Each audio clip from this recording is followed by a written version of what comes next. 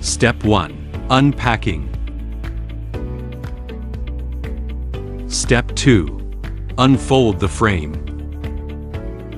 Step 3. Front wheels assembly. Front wheel A corresponds to frame A.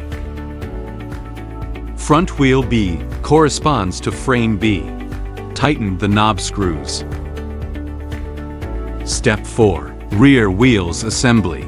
Rear wheel A corresponds to frame A. Rear wheel B corresponds to frame B. Tighten the knob screws.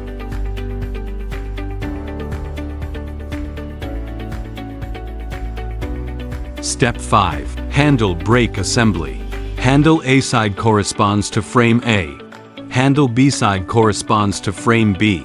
Step 6. Install backrest.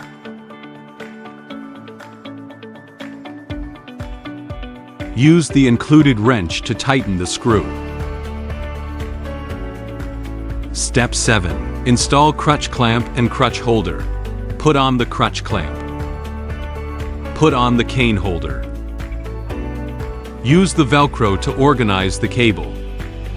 Congratulations on your installation. The next part is the operation instruction. Footrest.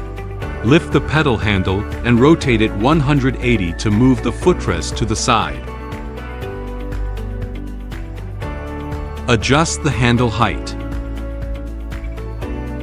Dual brake system. Squeeze to brake. Push down to lock. Ensure the brakes are locked before you sit down. Use the cane holder. Place the cane in the cane holder and secure it with the plastic clips on the handle. Thick sponge cushion. Adjust the backrest. Flip over the backrest and turn a rollator into a transport chair. Lift the pedal handle and rotate it 180 to move the footrest to the front. Seat belt. Fasten the seat belt when used as a transport chair. Transport chair mode. Large 11 inches pouch for carrying personal belongings. Quick fold in 3 seconds.